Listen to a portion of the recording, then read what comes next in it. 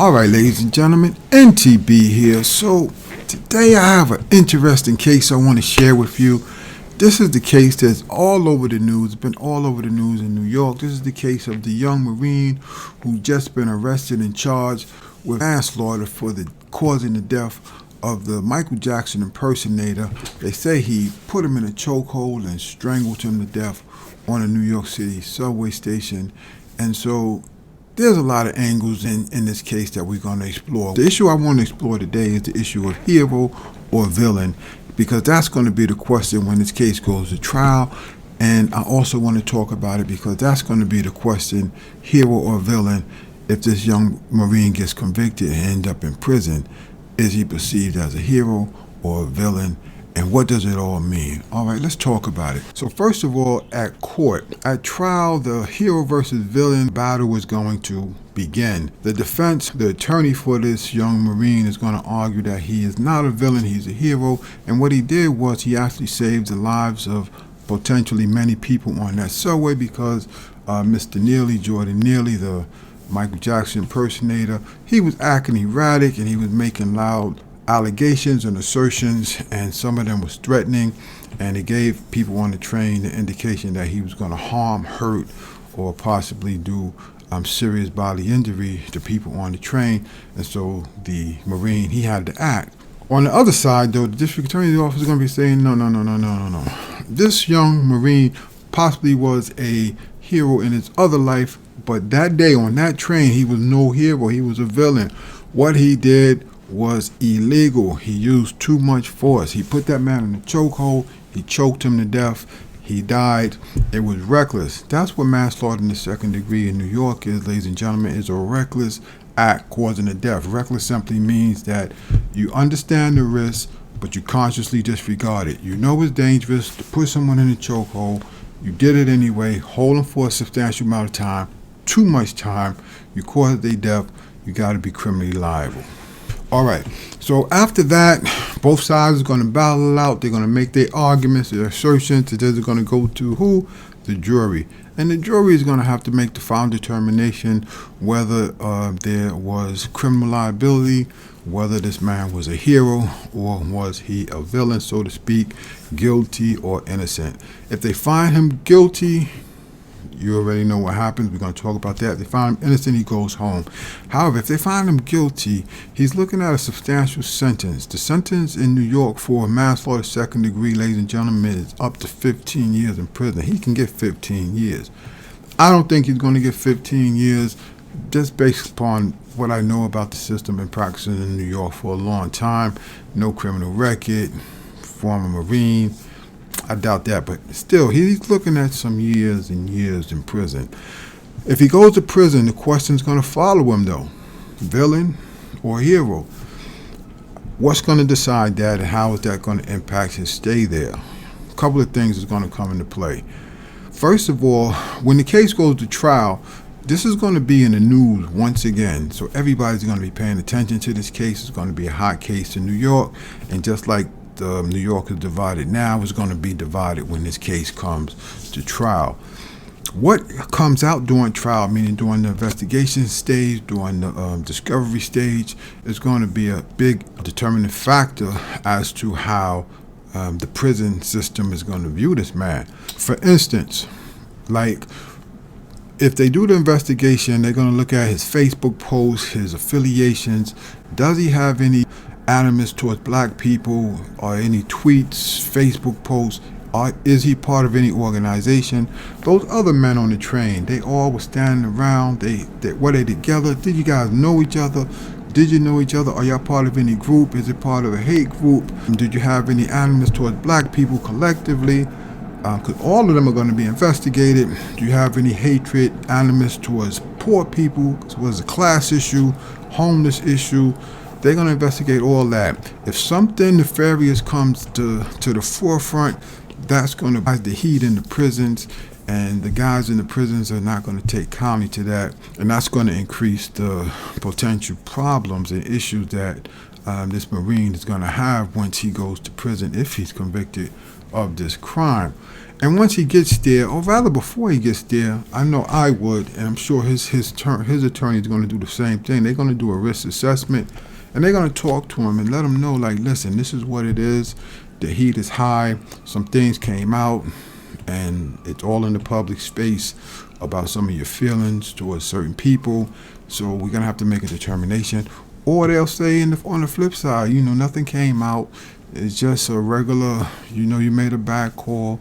Now they have to make a determination of your sentence. They sentencing you, and you're going to end up in prison. So once a guy gets to prison, this is where he's going to have to make the determination whether he's going to go to general population, GP, which is general population, or you're going to go to PC, which is protective custody. So again, if he's perceived as a villain, general population may be a risky thing to do because, prison is funny, y'all. Prison is funny. I've seen so many things in my years there that, it would shock you in a sense, because a lot of times what happens is you go to general population, you think everything is fine, and things are fine the first day, second day. People not saying anything to you, people not even looking at you. But what they really doing, we call it rocking you to sleep. You getting rocked to sleep. They're making you think you're safe and everything's fine, so you can drop your guard, and then boom, out of nowhere, there's an issue.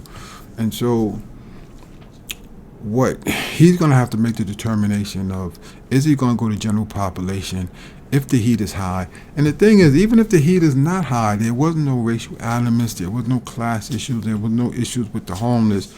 A lot of times people are so weird with prison, y'all. Sometimes, and I tell you from what I know, sometimes people will do harm to you if you're a high profile inmate simply to what? Get on the news. They just want to have their face, their name in the newspapers. Mom, look at me, look at me. What did you do? Why did you do that? Some people like to be infamous. If they can't be famous, they'll be infamous. And so he may be, facing some threats just by people who just, want to be on the news. You also have people who really carry anger. Anytime you find somebody who comes into the prison system and they're there because they are hostile towards other groups of people, racial issues, class issues, social issues, a lot of people really take that to heart. And if he's sentenced to a harsh sentence, he's going to be in general population if he decides to go to general population with guys who are lifers, guys who are dangerous, guys who are really, really not people to play with. You understand? And so the threat level to him will definitely be high, whether issues come out or not. There's going to be some high levels. It's just about the degree of danger he's going to be in. But the reality is anyone who goes to prison is in danger. But a high-profile person killed a homeless man, because it's kind of like you killed the defenseless dude. It's like prison is funny, man. Prison is funny. Like, they're mean people there, but a lot of them have these morals and these ethics. Like, they don't like people who mess with people who are weak. You understand? If you weak and someone hurts you and then that person comes to prison, a lot of guys be trying to get you, man. Like, you hurt a woman and the guys in the prison know you there for hurting a woman. Bro, they be on you. Don't talk about you did something to a kid. They be on you. They be on you because it's like it was a power imbalance, and you use your power to hurt somebody who was lesser than you, man, who was vulnerable, who didn't deserve to get what you gave them. So now we're going to give you, a taste of your own medicine, so to speak. I know it might not be understandable to some of y'all, but that's how the guys in the prison think. And so that's where the issues is going to come from. So he's going to have to consider possibly going to protective custody and not general population. And protective custody is a little different. It's more like you're socially isolated from the prison. You understand? So they'll move you and put you in an area where you don't interact with the general population because you're going to be at risk.